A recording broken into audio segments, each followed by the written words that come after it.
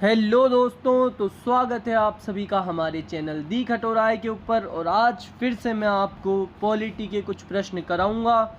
इन प्रश्नों में से आपके पटवार एग्ज़ाम के अंदर बहुत सारे प्रश्न मिलेंगे दोस्तों, तो आप मेरी सभी वीडियोस को देखते रहें। पहला प्रश्न है, किसकी अनुमति के बिना राज्य का विधानसभा में कोई धन विधेयक पेश नहीं किया जा सकता? तो दोस्तों इसका उत्तर है राज्यपाल की अनुमति के बिना। इसके बाद दूसरा प्रश्न है, राष्ट्रपति का अभिभाषण कौन तैयार करता है? तो दोस्तों इसका उत्तर है केंद्रीय मंत्रिमंडल। इसके बाद अगला प्रश्न है, एक वर्ष में कम से कम कितनी बार संसद की बैठक होना आवश्यक है? तो दोस्तों इसका उत्तर है 2 बार। अगला प्रश्न है, भारत में वह मंत्री जी संसद के दोनों सदनों में से किसी सदन का सदस्य नहीं है, उसे कितने समय बाद मंत्री पद से मुक्त हो जाना पड़ता है? तो दोस्तों इसका उत्तर है 6 महीने बाद। अगला प्रश्न है, किस राज्य का लोकसभा तथा राज्यसभा में सबसे अधिक प्रतिनिधित्व है? उत्तर है उत्तर प्रदेश। अगला प्रश्न है, भारत सरकार का मुख्य विधि परामर्शदाता कौन होता है? तो दोस्तों इसका उत्तर है भारत का न्यायवादी अटॉर्नी जनरल ऑफ इंडिया। इसके बाद अगला प्रश्न है दोस्तों, संवैधानिक किस अनुसूची में केंद्र एवं राज्यों के बीच वैधानिक शक्तियों का बंटवारा दिया हुआ है? इसका उत्तर है 7वीं अनुसूची में। इसके बाद अगला प्रश्न है, राज्यसभा में राज्यों को प्रतिनिधित्व किस राज्य का है और कितना? तो दोस्तों इसका उत्तर है उत्तर प्रदेश का, और वो है 31। इसके बाद अगला प्रश्न है, भारत में राष्ट्रपति के चुनाव के लिए निर्वाचन मंडल के सदस्य कौन होते हैं? तो इसका उत्तर है लोकसभा, राज्यसभा तथा राज्य विधानसभाओं के निर्वाचित सदस्य। इसके बाद अगला प्रश्न है, संविधान के किस अनुच्छेद में भारत के नियंत्रक महालेखा परीक्षक के कर्तव्य और शक्तियां वर्णित हैं? इसका उत्तर है अनुच्छेद 149।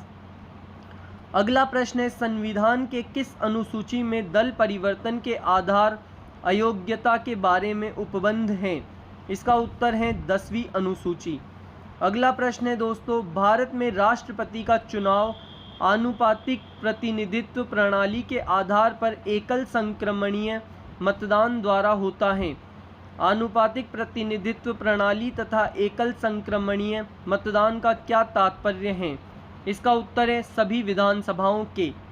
इसके बाद अगला प्रश्न है, निर्वाचित सदस्यों के मत तथा संसद के निर्वाचित सदस्यों के मत आपस में बराबर हो, यह आनुपातिक प्रतिनिधित्व प्रणाली कहलाता है तथा एकल संक्रमणीय मत का तात्पर्य है कि मतदान वरीयता क्रम में दिया जाए। इसके बाद अगला प्रश्न है दोस्तों, पौंडीचेरी के प्रशासक तथा अंडमान निकोबार द्वीप समूह के प्रशासक को क्या कहते हैं?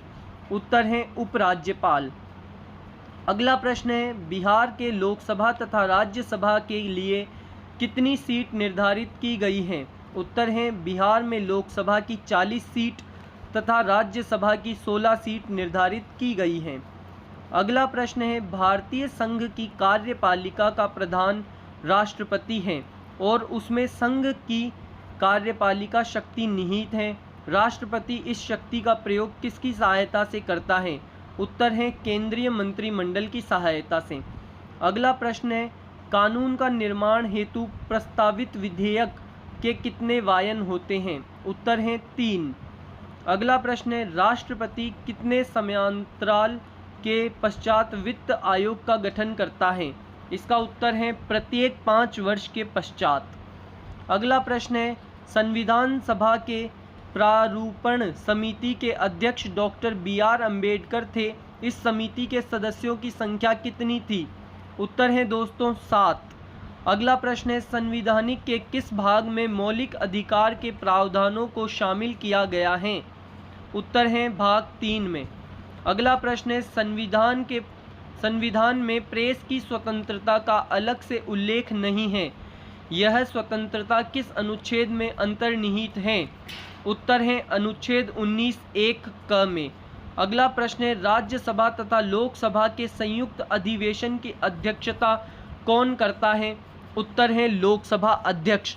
तो दोस्तों मैंने आपको 30 से 40 प्रश्न करवाए हैं।